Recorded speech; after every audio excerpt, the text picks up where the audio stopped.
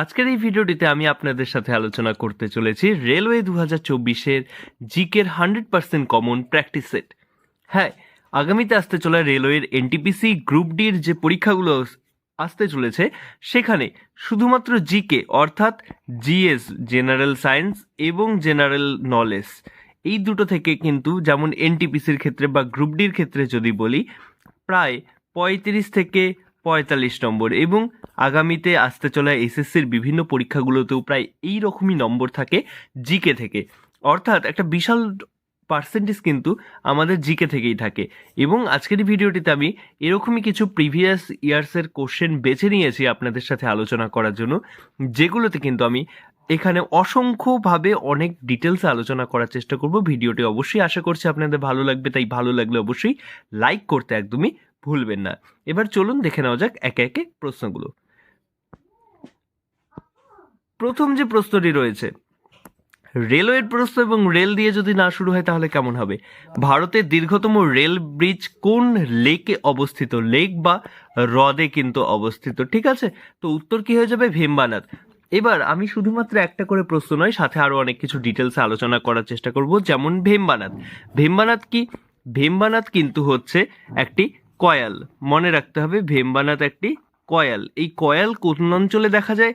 কয়াল কিন্তু মালাবার উপকূলে দেখা যায়। মালাবার উপকূল কোন রাজ্যের সাথে সম্পর্কিত? কেরল রাজ্যের সাথে সম্পর্কিত। আমরা যদি একবার ভারতের ছবিটি একটু সহজে দেখে নেওয়ার চেষ্টা করি, এই হচ্ছে যদি আমাদের ভারত, এই যদি আমাদের ভারত হয়ে থাকে তাহলে কিন্তু আমরা দেখতে পারবো এই যে এই অংশটিতে কিন্তু রয়েছে কি? এই অংশটিতে রয়েছে আমাদের মালাবার উপকূল, এবং এই অঞ্চলের উপহ্রদগুলিকে কি বলা হয়? কয়াল নামে পরিচিত। এবং ভারতের বৃহত্তম কয়াল কিন্তু এই ভেম্বানাদি। আশা করি এরকমভাবে ডিটেলসে আলোচনা করাগুলো আপনাদের ভালো লাগবে, তাই অবশ্যই ভিডিওটি ভালো লাগলে কিন্তু লাইক করতে একদমই ভুলবেন না। চলুন দেখে নেওয়া যাক এর পরের প্রশ্ন। ভারতীয় রেলওয়ের জাতীয়করণ কবে হয়েছিল? রেলের পরীক্ষার জন্য আমরা প্রস্তুতি শুরু করে দিয়েছি এবং রেল থেকে কিন্তু পরপর প্রশ্ন থাকছে এই ভিডিওতে। ভারতীয় রেলের জাতীয়করণ হয়েছিল 1951 খ্রিস্টাব্দে। ভারতের রেল কবে প্রথম প্রতিষ্ঠা হয়? ভারতের রেল প্রথম প্রতিষ্ঠা হয় 1853 খ্রিস্টাব্দে। কোথা থেকে কোথায় চলে ভারতে প্রথম রেল? অবশ্যই উত্তর কি হয়ে যাবে? মুম্বাই থেকে থানের মধ্যে। এবার প্রশ্ন হচ্ছে কার আমলে? আমাকে কমেন্ট বক্সে অবশ্যই জানান কার আমলে কিন্তু ভারতে প্রথম রেল ব্যবস্থা প্রতিষ্ঠা হয়, অর্থাৎ কোন গভর্নরের আমলে রেল প্রতিষ্ঠা হয় ভারতে। এই যে 1853 খ্রিস্টাব্দে যে শুরু হয় প্রথম, সে সময় ভারতের কোন গভর্নর জেনারেল ছিলেন? এরপরের প্রশ্ন আমরা চলে আসি। এরপরে প্রশ্ন রয়েছে প্রথম শতাব্দী এক্সপ্রেস কোন দুটি শহরের মধ্যে চালু হয়েছিল? আমরা অনেকেই জানি শতাব্দী এক্সপ্রেস ছিল ভারতের প্রথম দ্রুতগতির ট্রেন, এবং এই শতাব্দী এক্সপ্রেস কোথা থেকে কোথায় চলেছিল? নতুন দিল্লি থেকে ঝাঁসির মধ্যে। নতুন দিল্লি থেকে ঝাঁসি। এবার আমি একটা জিনিস বলে দিই ঝাঁসি সম্পর্কে, ঝাঁসির একটি জিকে বলে দিচ্ছি, সেটি কি? ভারতে উত্তর দক্ষিণ করিডর এবং পূর্ব পশ্চিম করিডর নামে দুটো কিন্তু উচ্চ মানের কিন্তু একটি সড়কপথ রয়েছে, জাতীয় সড়কপথ দুটি, যেটি কি পূর্ব পশ্চিমে কানেক্ট করে কোথা থেকে কোথায়? জানি আমরা পোরবন্দর থেকে কিন্তু এদিকে শিলচর অবধি, এবং উত্তর দক্ষিণ যেটা রয়েছে সেটায় উত্তরে শ্রীনগর থেকে বর্তমানে ইদানিং কিন্তু লাদাখ অবধি চলে যাচ্ছে। এটা শ্রীনগর থেকে দক্ষিণে একদম কন্যাকুমারী অবধি কিন্তু এই সড়কপথ যে যুক্ত করে, এবং এই দুটি সড়কপথের সংযোগস্থল, দুটি সড়কপথের যে সংযোগস্থল রয়েছে সেটি কিন্তু ঝাঁসি, অর্থাৎ ঝাঁসি থেকে এসে কিন্তু এই যে পোরবন্দর থেকে শিলচরগামী পূর্ব পশ্চিম করিডর এবং শ্রীনগর থেকে কন্যাকুমারীর যে উত্তর দক্ষিণ করিডর রয়েছে সেটি কিন্তু সংযুক্ত হয়। এরপরের আমরা প্রশ্ন দেখে নিই। এরপরের প্রশ্ন রয়েছে দীক্ষা। দীক্ষা বৌদ্ধ ধর্ম গ্রহণে অশোককে প্রভাবিত করেছিলেন কোন সন্ন্যাসী? অর্থাৎ অশোককে বৌদ্ধ ধর্মে দীক্ষিত করার ক্ষেত্রে প্রভাবিত করেছিলেন কোন সন্ন্যাসী? উপগুপ্ত। এবং অনেকেই বলা হয় যে অশোকের উপগুপ্ত ছিলেন কিন্তু অশোকের সম্পর্কে ভাস্তা। এটা কতটা সঠিক আপনারা অবশ্যই কিন্তু কমেন্টে আমাকে জানাতে একদমই ভুলবেন না। এর পরের প্রশ্ন আমরা যদি দেখে নেই, রক্ত জমাট বাঁধার জন্য কোন প্রোটিন দায়ী? রক্ত জমাট বাঁধার জন্য ফাইব্রিনোজেন। অনেকেই জানেন এর ইদানিং প্রশ্ন কি এসে থাকে যে রক্ত জমাট বাঁধার জন্য কোন ভিটামিন দায়ী? এতদিন আমরা জেনে এসেছি কোন ভিটামিন, কোন ভিটামিন দায়ী? কিন্তু এবারে প্রশ্ন এসেছে যে আমাদের এটা কিন্তু প্রিভিয়াস ইয়ার্সের কোশ্চেন, যে কোন প্রোটিন দায়ী? সেক্ষেত্রে উত্তর কী হয়ে যাবে? ফ্রাইবিনোজেন। খুব একটি গুরুত্বপূর্ণ প্রশ্ন বিভিন্ন পরীক্ষার জন্য। এরপরের যদি আমরা প্রশ্ন দেখি, দক্ষিণ এশিয়ার প্রথম বুলেট ট্রেন চালু হওয়ার লক্ষ্যমাত্রা ছিল কোন বছর? উত্তর কী হয়ে যাবে?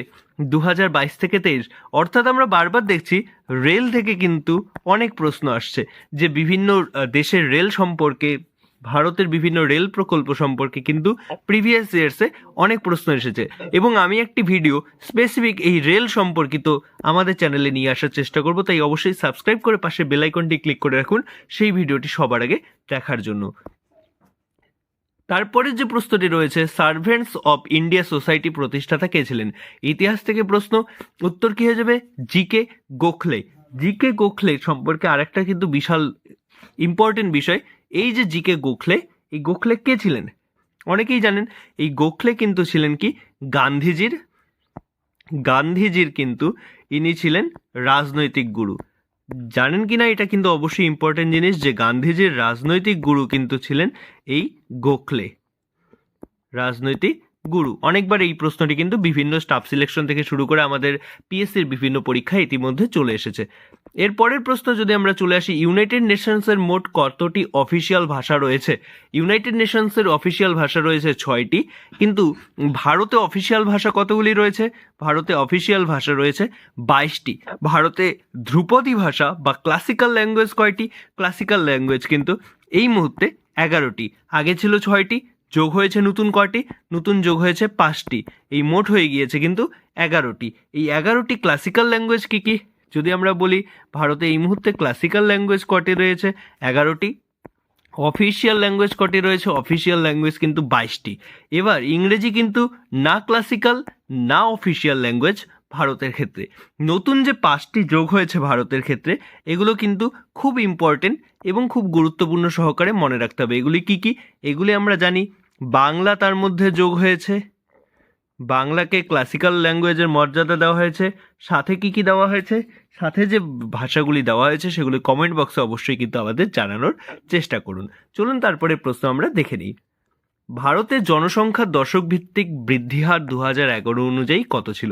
অর্থাৎ 2001 থেকে 2011 অবধি জনসংখ্যা কত শতাংশ বৃদ্ধি পেয়েছে ভারতে? উত্তর কী হয়ে যাবে? 17.7% জনসংখ্যা বৃদ্ধির হার ছিল। ভারতে কোন দশকে জনসংখ্যা বৃদ্ধির হার ঋণাত্মক ছিল? ঋণাত্মক অর্থাৎ কি? নেগেটিভ। এটি মনে রাখতে হবে 1921 খ্রিস্টাব্দে, অর্থাৎ 1911 থেকে 1921 জনগণনায় কিন্তু ভারতে জনসংখ্যা বৃদ্ধির হার ঋণাত্মক ছিল। এরপরের প্রশ্ন আমরা চলে আসি, ভারতের সবচেয়ে দীর্ঘ রেলওয়ে প্ল্যাটফর্ম কোনটি? অবশ্যই আমরা জানি গোরখপুর রেলওয়ে স্টেশন, কিন্তু ইতিমধ্যে বিভিন্ন জায়গায় কিন্তু আমরা এটা দেখতে পাচ্ছি হুবলি, কর্ণাটকের হুবলিকেও বলা হচ্ছে দীর্ঘতম। এর সঠিক উত্তর কি হবে? অবশ্যই কমেন্ট বক্সে আমাদের জানানোর চেষ্টা করুন। চলুন তারপরের প্রশ্ন আমরা দেখে নেই। বিশ্ব সামাজিক ন্যায় বিচার দিবস কবে পালিত হয়? উত্তর কি হয়ে যাবে? 20 ফেব্রুয়ারি। বিশ্ব সামাজিক ন্যায় বিচার দিবস পালিত হয় 20 ফেব্রুয়ারি। আপনাদের জন্য আবারও আমি ছেড়ে যাচ্ছি একটি প্রশ্ন, অবশ্যই কমেন্ট বক্সে আমাদের জানানোর চেষ্টা করুন। এটা খুব গুরুত্বপূর্ণ প্রশ্ন এবং কিছুদিন আগেই ক্লার্কশিপে এসে গিয়েছে এরকম একটি প্রশ্ন আমি আপনাদের জন্য কিন্তু এখানে দিচ্ছি। সেটি কি? ভারতে কবে ক্রীড়া দিবস পালন করা হয়? ভারতে কবে ক্রীড়া দিবস পালন করা হয়? অবশ্যই কিন্তু কমেন্ট বক্সে আমাদের জানান যে কবে ভারতে ক্রীড়া দিবস পালন করা হয়। চলুন তারপরের প্রশ্ন আমরা দেখে নেই। মিতাক্ষরা বইটির রচয়িতাকে? মিতাক্ষরা বইটির রচয়িতা বিজ্ঞানেশ্বর। আমরা আরও কয়েকটি বইয়ের সম্পর্কে জেনে নেই, যেমন অষ্টাধ্যায়ী। অষ্টাধ্যায়ী কার লেখা? আমরা অনেকেই জানি অষ্টাধ্যায়ী বইটি হচ্ছে পাণিনির লেখা। এরপরে প্রশ্ন আসে যে এরকম এই বইটি সম্পর্কে কিন্তু অনেকবার বই থেকে প্রশ্ন এসেছে, এখন হয়তো এটি থেকে আসবে না, তাও জেনে রাখা ভালো। অর্থশাস্ত্র কার লেখা? অবশ্যই অর্থশাস্ত্র কার লেখা হয়ে যাবে? কৌটিল্যর লেখা। এছাড়া যদি প্রশ্ন আসে আপনাদের, যেমন একটি বইয়ের নাম আমি বলছি, অনেকেই হয়তো জানেন না, যে রাজতরঙ্গিনী।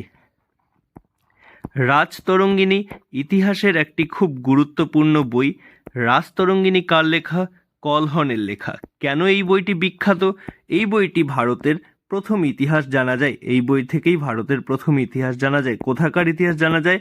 কাশ্মীরের ইতিহাস জানা যায় কিন্তু এই বই থেকে, এবং এটি কিন্তু ভারতের প্রথম বই। মনে রাখতে হবে এই বইটি কিন্তু প্রথম বই যেটি কাশ্মীরের ইতিহাস এবং ভারতের ইতিহাস সম্পর্কে আলোচনা করে। বইটির লেখককে অবশ্যই কলহন মনে রাখতে হবে। চলুন এরপরের প্রশ্ন আমরা দেখে নিই। কার্ল মার্কস কোন দেশের নাগরিক ছিলেন? কার্ল মার্কস নাগরিক ছিলেন জার্মানির। কার্ল মার্কসের লেখা বইটির নাম কি? কার্ল মার্কসের লেখা বইটির নাম কিন্তু আমাদের মনে রাখতে হবে কি? দাস ক্যাপিটাল। দাস ক্যাপিটাল। এছাড়াও তিনি আরেকটি বই লিখেছেন, সেই বইটি কি? সেই বইটি হচ্ছে কমিউনাল ম্যানিফেস্টো। এটাই কি, নাকি আমি ভুল বলেছি? অবশ্যই কিন্তু কমেন্টে আমাদের জানাতে ভুলবেন না, হয়তো আমি ভুল বলতেও পারি। এরপরের প্রশ্ন আমরা দেখে নিই। কোন রাসায়নিক পদার্থ পেঁয়াজ এবং রসুনের গন্ধের জন্য দায়ী? কোন রাসায়নিক পদার্থ? পটাশিয়াম রাসায়নিক পদার্থ কিন্তু পেঁয়াজ এবং রসুনের গন্ধের জন্য দায়ী। এবং প্রত্যেকটি প্রশ্ন কিন্তু প্রিভিয়াস ইয়ার্সে এসে যাওয়া প্রশ্ন রেলের বিভিন্ন পরীক্ষায়, তাই ভিডিওটি ভালো লাগলে অবশ্যই লাইক করতে একদমই ভুলবেন না। এরপরের প্রশ্ন, দারিদ্র বিমোচনের ধারণা কোন পরিকল্পনার সময় প্রথম উত্থাপন করা হয়? দারিদ্র বিমোচন বা প্রভার্টি যে ছিল, অর্থাৎ দারিদ্রতা, তাকে কিভাবে বিলুপ্ত করা যায় সেই কোন পরিকল্পনা, পঞ্চবার্ষিকী পরিকল্পনার মাধ্যমে নেওয়া হয়, সেটি কিন্তু পঞ্চবার্ষিকী পরিকল্পনা। আচ্ছা, এই পঞ্চবার্ষিকী পরিকল্পনা কবে বিলুপ্ত করা হয়? পঞ্চবার্ষিকী পরিকল্পনা বিলুপ্ত করা হয় কবে? মনে রাখতে হবে পঞ্চবার্ষিকী বিলুপ্ত করা হয় 2014 সালে। এবং এই পঞ্চবার্ষিকী পরিকল্পনার পরিবর্তে কোন জিনিসকে নিয়ে আসা হয়? পঞ্চবার্ষিকী পরিকল্পনার পরিবর্তে কিন্তু নিয়ে আসা হয় কি? নীতি আয়োগ নিয়ে আসা হয়। কি নিয়ে আসা হয়? নীতি আয়োগ কিন্তু নিয়ে আসা হয়। এই নীতি আয়োগের পুরো বিষয়টি কি? নীতি আয়োগ কবে প্রতিষ্ঠা হয়? এই অংশগুলো কিন্তু আপনাদের ভালো করে দেখে যেতে হবে। রেলে কিন্তু বিভিন্ন ক্ষেত্রেই আমরা দেখেছি এই ধরনের প্রশ্নগুলো এসে থাকে। এরপরে যদি আমরা দেখি, ভারতে প্রথম বাজেট পেশ করেছিলেন কে? ভারতে প্রথম বাজেট পেশ করেছিলেন জেমস উইলসন। আপনাদের জন্য আবারও একটি প্রশ্ন ছেড়ে দিচ্ছি যে ভারতে প্রথম রেল বাজেট আলাদা করে কে পেশ করেন? ভারতে প্রথম রেল বাজেট আলাদা করে কে পেশ করেন? এই প্রশ্নটি কিন্তু খুব ইম্পর্টেন্ট, যেহেতু রেলের প্রশ্ন। কে আলাদা করে পেশ করেন ভারতের প্রথম রেল বাজেট? এটি কিন্তু বেশি দিন আগের ঘটনা নয়, কিছুদিন আগেই এই ঘটনাটি ঘটে গিয়েছে, কয়েক বছর আগে। এরপরের প্রশ্ন যদি দেখি, ভারতের প্রথম মহিলা রাষ্ট্রপতিকে?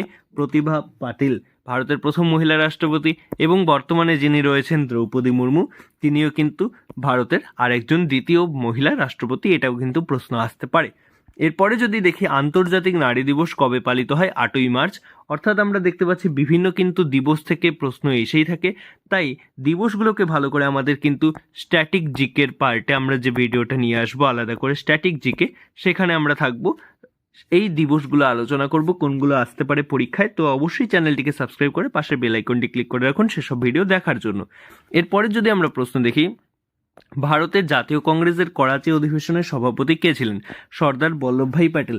করাচি অধিবেশনের বিশেষ গুরুত্ব কি ছিল? করাচি অধিবেশনের বিশেষ গুরুত্ব কি ছিল অবশ্যই জানান। তবে তার আগে আমি একটা বিষয় জানিয়ে রাখি, 1929-এ কোথায় হয়? লাহোর অধিবেশন হয়। এই লাহোর অধিবেশনের গুরুত্ব কি ছিল? লাহোর অধিবেশনের সভাপতি কে ছিল? এটি দেখতে হবে। আরেকটি দেখতে হবে আমাদের ভালো করে, সেটি হচ্ছে 1911 কলকাতা অধিবেশন। এছাড়া কিন্তু আমাদের দেখতে হবে যে অধিবেশনগুলো, সেটি কি? 1907 লখনৌ অধিবেশন। কলকাতা অধিবেশনই যদি আমরা দেখি 1896 কেন বিখ্যাত কলকাতা অধিবেশন, সেগুলো কিন্তু আমাদের দেখে যেতে হবে। প্রত্যেকটার কিন্তু আমরা আলাদা করে ইতিমধ্যে ইতিহাসের বিভিন্ন ভিডিওতে কিন্তু আলোচনা করেছি এইগুলো কেন ইম্পর্টেন্ট, এবং এইগুলো থেকে কিন্তু রেলে প্রশ্ন এসেই থাকবে। এরপরে যদি আমরা প্রশ্ন দেখে নিই, শিক্ষার অধিকার সংবিধানের কোন সংশোধনের মাধ্যমে অন্তর্ভুক্ত হয়েছিল? 86তম সংশোধনী 2002 খ্রিস্টাব্দে। এটি কোথায় এটাকে সংশোধনের মাধ্যমে কোথায় অন্তর্ভুক্ত করা হয়?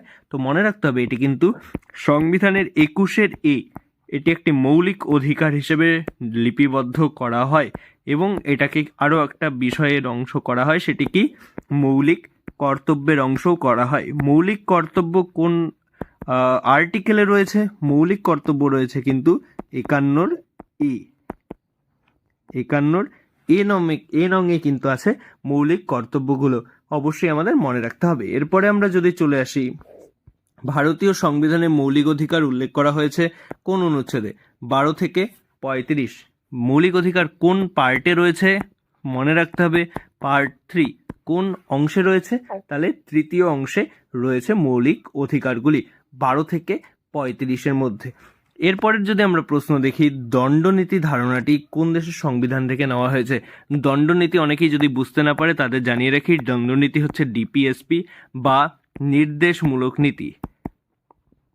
নির্দেশমূলক নীতি হচ্ছে দণ্ডনীতি বা নির্দেশমূলক নীতি নেওয়া হয়েছে কিন্তু ভারতের সংবিধানে আইরিশ সংবিধান থেকে গৃহীত করা হয়েছে। এরপরে যদি আমরা প্রশ্ন দেখি, অশোকের রাষ্ট্রদূত মেগাস্থেনিসের লেখা বইয়ের নাম কি? মেগাস্থেনিস বইটি লিখেছেন কি? ইন্ডিকা নামে। ইন্ডিকা নামের এই বইটিতে কিন্তু ইন্ডিয়া শব্দটি প্রথম পাওয়া যায়। ইন্ডিয়া শব্দটি প্রথম পাওয়া যায়, কিন্তু মনে রাখতে হবে ইন্ডিয়া শব্দের প্রথম ব্যবহার কে করেন? ইন্ডিয়া শব্দের প্রথম ব্যবহার করেন কিন্তু হেরোডেটাস। মনে রাখতে হবে ইন্ডিয়া শব্দের প্রথম ব্যবহার করেন কিন্তু হেরোডেটাস, কিন্তু ইন্ডিয়া শব্দটি প্রথম পাওয়া যায়, উল্লেখ পাওয়া যায় কোন গ্রন্থে? ইন্ডিকা গ্রন্থে। এরপরের যদি আমরা প্রশ্ন দেখি, ভারতের জাতীয় আয় গণনার জন্য কোন পদ্ধতি বেশি ব্যবহৃত হয়? উত্তর হয়ে যাবে উৎপাদন পদ্ধতি। ভারতে জাতীয় আয় যখন এসে গিয়েছে তখন আমি আরও একটি বিষয় আপনাদের সাথে আলোচনা করে দিয়ে রাখি, সেটি হচ্ছে জিএসটি। জিএসটি ভারতে কবে চালু হয়? জিএসটি কোন আর্টিকেলে রয়েছে? আর্টিকেল 101 সংবিধান সংশোধনীর মাধ্যমে কি নিয়ে আসা হয়েছিল? কনস্টিটিউশন অ্যামেন্ডমেন্ট যে হয়, কনস্টিটিউশন অ্যামেন্ডমেন্ট অ্যাক্ট সিএ 101 নাকি 100, কোনটির মাধ্যমে কিন্তু ভারতে সংবিধান সংশোধনের মাধ্যমে জিএসটিকে অন্তর্ভুক্ত করা হয়? জিএসটি কত নং আর্টিকেলে বা কত নং ধারায় রয়েছে? অবশ্যই এগুলো কিন্তু দেখে যেতে হবে রেলের পরীক্ষার জন্য। এরপরে যে প্রশ্ন রয়েছে, বিশ্বের বৃহত্তম মিষ্টি জলের হ্রদ কোনটি? Lake superior. লেক সুপিরিয়র কোন দেশে অবস্থিত? আমি আপনাদের অপশন দিয়ে দিচ্ছি, দেখি কমেন্টে অ্যান্সার জানান আমাদের। কানাডা নাকি আমেরিকা? কানাডা না মার্কিন যুক্তরাষ্ট্র? অবশ্যই কিন্তু আমাদের উত্তরটা কমেন্টে আপনারা জানাতে ভুলবেন না। এরপরের যদি আমরা প্রশ্ন দেখি, স্বরাজ আমার জন্মগত অধিকার। স্বরাজ আমার জন্মগত অধিকার এই উক্তি কে করেছিলেন? বাল গঙ্গাধর তিলক। বাল গঙ্গাধর তিলক দুটি পত্রিকার কিন্তু সম্পাদনা করেন, একটি হচ্ছে কেশরী আর একটি হচ্ছে মারাঠা। মারাঠা ও কেশরী দুটি পত্রিকা সম্পাদক করেন, কিন্তু এক্ষেত্রে মনে রাখতে হবে একটা মজার ব্যাপার, মারাঠা পত্রিকা মারাঠা ভাষায় নয়, বরং কেশরী পত্রিকা ছিল মারাঠা ভাষায়। মারাঠি ভাষায় ছিল কেশরী পত্রিকা এবং মারাঠা পত্রিকাটি কিন্তু ছিল ইংরেজি ভাষায়। এই একটি মজার ব্যাপার আছে এখানে। এছাড়া তিনি আরেকটি কি ঘোষণা করেছিলেন? তিনি স্বরাজের দাবি করেছিলেন। তিনি আরও একটি বিষয় তুলেছিলেন, সেটি কি? তিনি কিন্তু এখানে হোম রুল লীগ আন্দোলন করেন। কি করেন? হোম রুল মুভমেন্ট বা হোম রুল আন্দোলন বা হোম রুল লীগ আন্দোলন কিন্তু ভারতে বাল গঙ্গাধর তিলকই চালু করেন। এরপরের যদি আমরা প্রশ্ন দেখি, ভারতীয় রেলের হেডকোয়ার্টার কোথায় অবস্থিত? ভারতীয় রেলের হেডকোয়ার্টার অবস্থিত নয়াদিল্লিতে। ভারতের মোট এই মুহূর্তে কতগুলি বিভাগ রয়েছে রেলের? সেটা আপনাদের দেখে যেতে হবে। ভারতে মোট কতগুলি বিভাগ রয়েছে রেলের সেটা দেখে যেতে হবে। যেমন আমাদের পশ্চিমবঙ্গের কলকাতায় কোন কোন অংশের যদি আমরা দেখি রেলের প্রধান কেন্দ্র বা প্রধান কার্যালয় অবস্থিত, সেক্ষেত্রে আমি কি দেখতে পারবো? আমরা দেখতে পারবো দক্ষিণ পূর্বের, তাছাড়া পূর্ব রেলের, এই দক্ষিণ পূর্ব রেল এবং আমরা দেখতে পারবো উত্তর পূর্ব রেলেরও কিন্তু প্রধান দপ্তর কিন্তু আমরা দেখতে পারবো কলকাতায় অবস্থিত। অর্থাৎ এই অংশগুলো কিন্তু আমাদের খুব দেখে যেতে হবে। বিভিন্ন ক্ষেত্রে কিন্তু রেলে এখান থেকেই প্রশ্ন এসে থাকে। এরপরের যদি আমরা প্রশ্ন দেখি, ইন্দিরা গান্ধী জাতীয় মুক্ত বিশ্ববিদ্যালয় কবে প্রতিষ্ঠিত হয়েছিল? এটি একদমই আনকমন প্রশ্ন। এই ধরনের প্রশ্ন সাধারণত আসে না পরীক্ষায় এখন আর, তবে যেহেতু আগে এসেছে আমরা একটু দেখে নিই অ্যান্সার, 1985 খ্রিস্টাব্দে। এরপরের যে প্রশ্নটি রয়েছে এটি খুব সহজ প্রশ্ন। ভারতের প্রধান বিচারপতির কার্যকাল কত বছরের জন্য হয়? এই মুহূর্তে রয়েছে কি 65 বছর বয়সের জন্য। এবং আমরা যদি দেখি যে এই মুহূর্তে নতুন যিনি হয়েছেন ভারতের প্রধান বিচারপতি তিনি কি, তার নাম কি? তার নাম কিন্তু আমাদের মনে রাখতে হবে, তিনি হলেন জাস্টিস সঞ্জীব খান্না মহাশয়। জাস্টিস সঞ্জীব খান্না মহাশয় কিন্তু এই মুহূর্তে ভারতের প্রধান বিচারপতি রয়েছেন। তিনি সুপ্রিম কোর্টের ভারতের এই মুহূর্তে প্রধান বিচারপতি। এরপরে যদি আমরা প্রশ্ন দেখি, ভারতের সর্বোচ্চ বৃষ্টিপাত হয় কোথায়? মৌসিনরামে ভারতের সর্বোচ্চ বৃষ্টিপাত হয়। কিন্তু এই মৌসিনরামের পাশেই রয়েছে শিলং। এই শিলং কিন্তু একটি বৃষ্টিছায় অঞ্চল। এটি কিন্তু অনেকবার প্রশ্ন এসেছে, একটি বৃষ্টিছায় অঞ্চল। মনে রাখতে হবে বৃষ্টিছায় অঞ্চল সেই অঞ্চল যেখানে কিন্তু বৃষ্টিপাত হয় না। পাহাড়ের এরকম ঢাল, এদিক থেকে যদি বায়ুপ্রবাহ হয়, এদিকে যদি মেঘ থাকে এবং এখানে যদি বৃষ্টি হয়, অপর দিকে বৃষ্টি হয় না। এ ধরনের বৃষ্টিপাত কোন ক্ষেত্রে দেখা যায়? শৈলক্ষেপে দেখা যায়। যে আমরা দেখতে পারি কি এক পাশে বৃষ্টি হচ্ছে পাহাড়ের, অপর দিকে বৃষ্টি হচ্ছে না। মেঘালয় মৌসিনরাম এইদিকে, অপর দিকে শিলং অবস্থিত যেখানে কিন্তু বৃষ্টির ছায়া অঞ্চল আমরা দেখতে পাই, এখানে বৃষ্টিপাত কম হয়। এই রয়ে গেল 30টি প্রশ্ন আপনাদের সাথে আমি আলোচনা করলাম, এবং 30টি নয় এখানে প্রায় 50-এর বেশি প্রশ্ন আলোচনা করেছি। ভিডিওটি ভালো লাগলে অবশ্যই লাইক করার অবশ্যই চেষ্টা করুন, এবং কমেন্টে যে প্রশ্নগুলো আমি জিজ্ঞাসা করেছি সেগুলোর উত্তর দেওয়ার চেষ্টা করুন। চ্যানেলে নতুন হলে সাবস্ক্রাইব করে পাশে বেল আইকনটি ক্লিক করে রাখুন পরবর্তী ভিডিওগুলো সবার আগে দেখার জন্য।